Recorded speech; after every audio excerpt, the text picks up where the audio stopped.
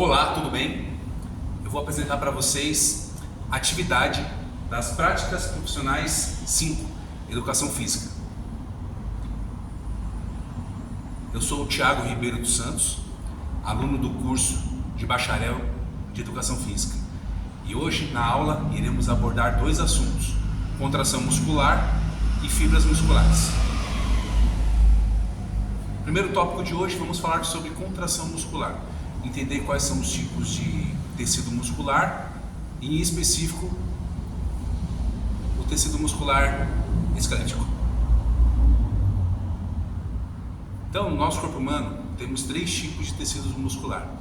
Temos o tecido muscular estriado cardíaco, o tecido muscular não estriado, também conhecido como tecido muscular liso. Esses dois grupos musculares, tipos de tecidos musculares, eles independem da nossa vontade. Então eles estão em atividade, ainda que nós não consigamos intervir. Já o grupo tecido muscular estriado esquelético, nós iremos entender como que é o funcionamento deles a seguir. Tomara que dê para vocês visualizarem aqui. Então, como que funciona? O tecido muscular esquelético, ele recebe um pulso elétrico vindo do nosso sistema nervoso e começa a desencadear toda essa mistura, essa troca química dentro do músculo. Então, para entendermos, nós temos o tecido muscular, que são células longas, cilíndricas e possuem vários núcleos. Cada núcleo dela existem miofibrilas, e dentro dessas miofibrilas nós temos esses sarcômeros. No sarcômero aqui, nós temos dois componentes químicos, por assim dizer. Temos a actina, que ela vem aqui na linha Z, e também temos a miosina, que ela trabalha mais na linha N. Ok? Então, esses dois compostos químicos estão dentro da miofibrila, revestido pelo retículo sarcoplasmático.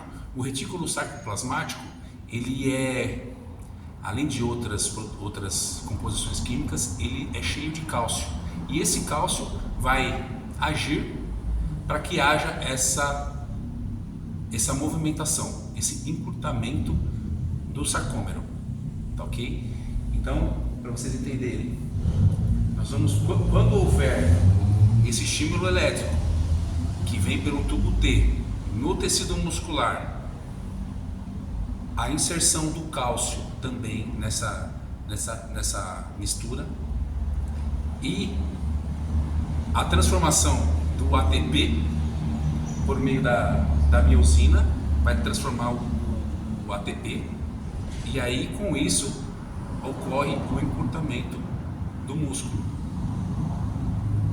Após o encurtamento do músculo, acontece também o relaxamento muscular.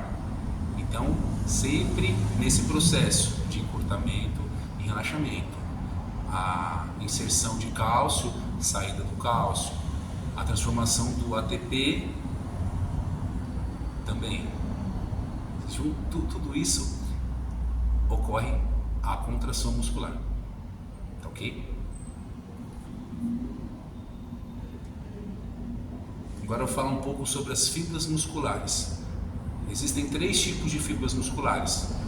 Existem as fibras musculares do tipo 1, do tipo 2A e as do tipo 2X, antigamente também conhecida como 2B, tá ok?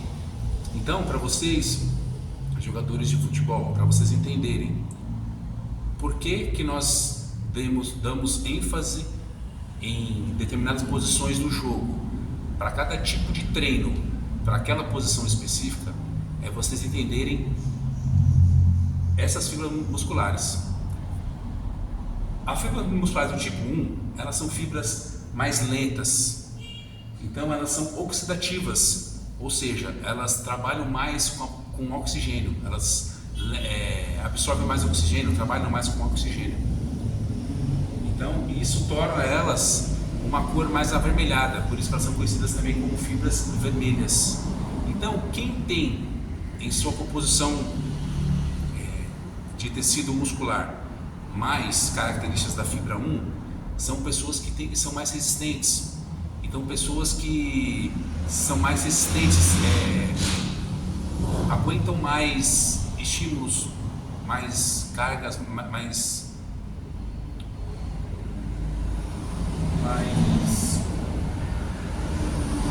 operações, vamos dizer. Então, contrário a essa, nós temos do tipo 1, dessa que eu falei, do tipo 2X são de fibras mais rápidas. Então elas são glicolíticas porque elas transportam mais glicose. Então elas têm um estímulo de força muito rápida. Não é tão resistente como a dos tipo 1. Então os tipo 2X são mais pessoas que precisam de um estímulo muito rápido, muita força, mas são menos resistentes. Por essa característica elas são mais conhecidas como as fibras brancas. Okay? E no meio a isso temos as fibras rápidas, né? Também fibras musculares do tipo A. Elas são o meio termo entre as duas. Elas são até conhecidas como oxidativas e glicolíticas.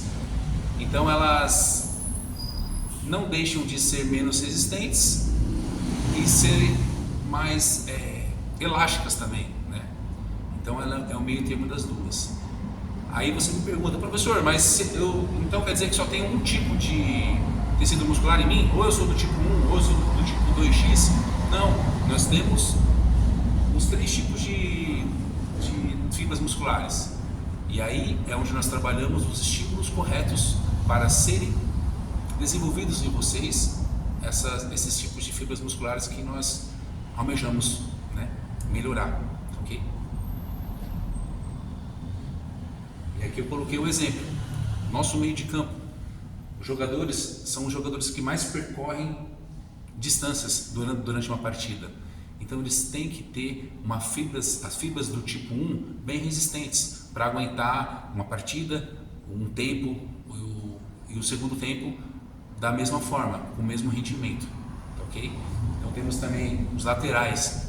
Os laterais eles realizam mais tiros em velocidades. Então eles utilizam mais as fibras do tipo 2X, né?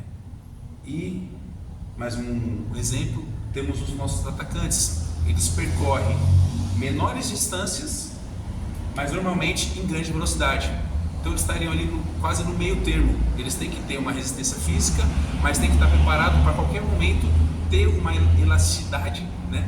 Uma preparação das fibras musculares tipos 2X mais aguçada, para que no momento que eles precisam utilizar, eles consigam responder.